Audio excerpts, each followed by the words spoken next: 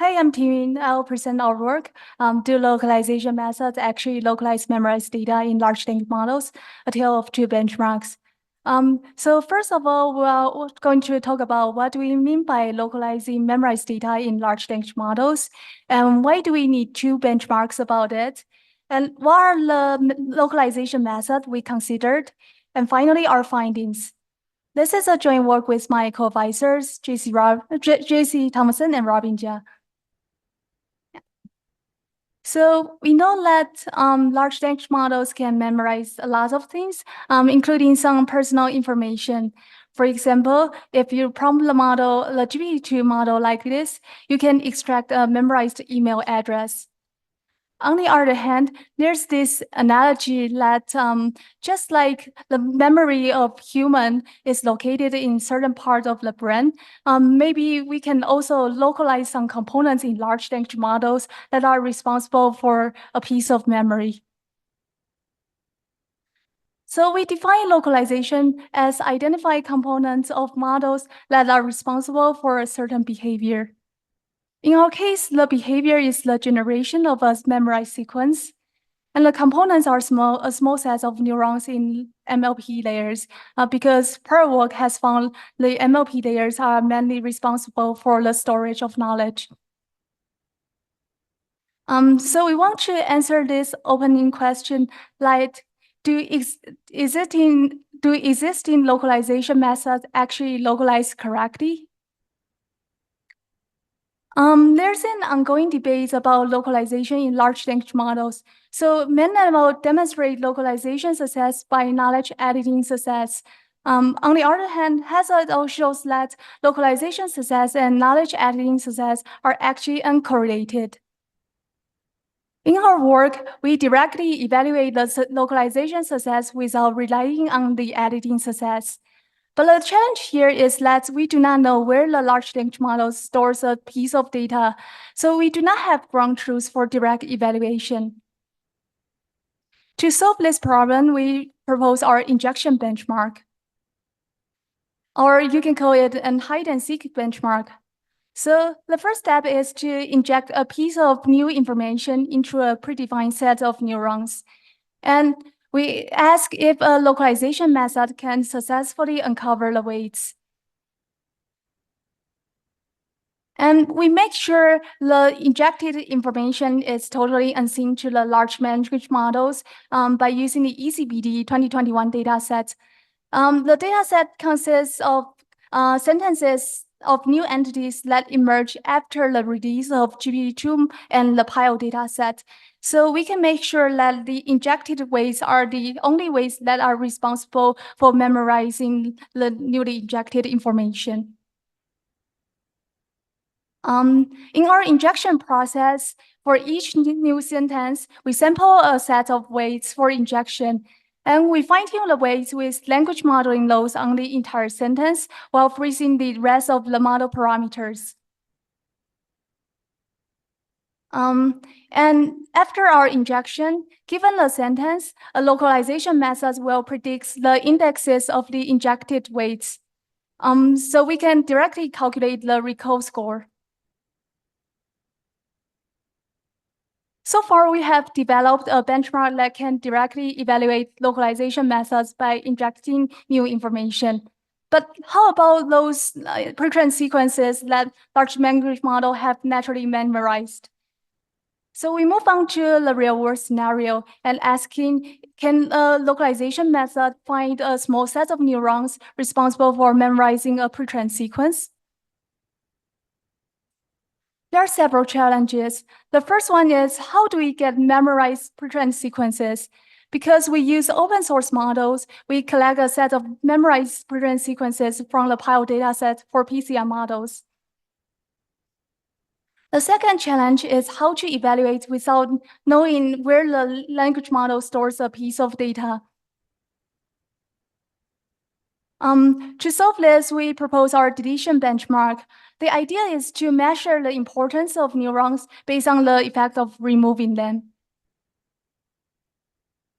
So after a localization method identifies some neurons, we can drop out these neurons and see if this can make the model forget the target sequence. On the other hand, we want the localization to be specific to the target sequence. So we still want the model to be able to memorize the other sequences. Because dropping out a tiny set of neurons has very limited freedom in changing the model's behavior. So a localization method really needs to localize correctly to forget the target sequence. Here's the comparison between injection benchmark and the deletion benchmark. So in our injection benchmark, we force the model to learn a new sequence, to memorize a new sequence by injection. In our deletion benchmark, we delete a sequence that have already been memorized by the model during pre-training. And the benefits of the injection benchmark is we can have direct evaluation because we create the ground truth ourselves. We can just calculate the recall. For the deletion benchmark, we evaluate the localization success by measuring the effect of dropout. Now we'll move on to the localization methods. So given a large language model and a target sequence, localization methods predict K% of neurons.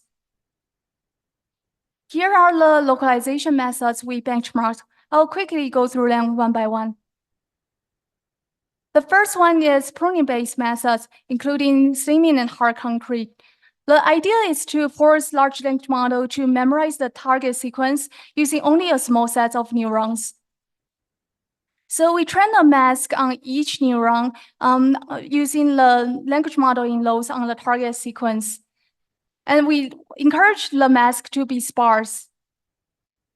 So the slimming methods use the L1 regularization to encourage sparsity, while the hard concrete methods use L0 regularization, a more advanced regularization, to force the mask value to be close to either 0 or 1. And at test time, we predict the neurons that have the largest mask values. The second method is integrated gradients. The very high-level idea of intergradient is we perturb the neuron's activations and see which neuron can cause the largest change in memorization. That will be the most important neurons for memorization. The third method is zero out. This is a very simple method. Let's just drop out the neuron one by one and see which neuron can cause the largest change in memorization. The last method is called activations. This is based on Java et al. So the idea is that we know matrix vector multiplication is equivalent to linear combination of column vectors. So we can check which columns has the largest contributions. Here, the contributions are calculated by the activations of the neurons times the norms of the column vectors. This will see like which column has the largest contributions to the output, and we predict that neuron. Let's go see the results. This is the results of our injection benchmark. Here we sample 1% of ways to inject each sentence, and we report the average recall at 1 score. We can see that pruning-based methods, the 2 blue bars here, perform the best, followed by integrated gradient and zero out, and better than activations, still much better than random. And here's the results of our deletion benchmark. Here we drop out 0.1% of neurons for each pre-trained sequence and report the average percentage of tokens that are forgotten on the target sequence. And again, we can see that the pruning-based methods perform the best, like the 2 bars are the highest, and followed by IG and zero out, and better than activations, much better than random. So we show that although the very different perspectives of our 2 benchmarks and their different data, they actually agree in the rankings of methods, reflecting the underlying localization abilities of different methods. Finally, we want to show that pruning-based methods are not perfect. So we have this big confusion matrix on the division benchmark, and this is the confusion matrix of hard concrete, the best performing method. And how to read this?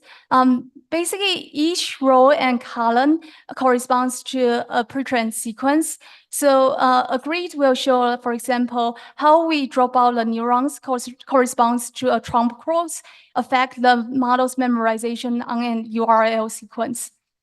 So we see that we see that the localization methods confuse memorized sequences in the same or related categories. Like here, like they find neurons that fire simultaneously on poems or in Shakespeare's and Bible quotes, or there's a address category that the neurons fire together. Right. So here's our conclusion. We propose two benchmarks to define the success of large language model localization. And our two benchmarks complement each other and show consistent rankings of methods. And we find promising localization methods of all 5 methods we evaluate, especially for pruning-based methods. And finally, we found that all methods confuse memorized sequence in related categories. So this suggests that maybe we need a better localization method, or maybe large language models just naturally shared a set of neurons, so a perfect localization is impossible. Yeah. Thank you for listening.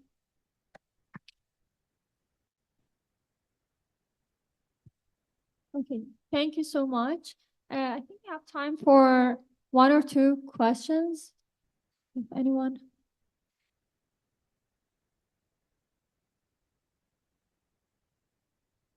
Thank you very much for the talk. Very interesting work. I should think of that.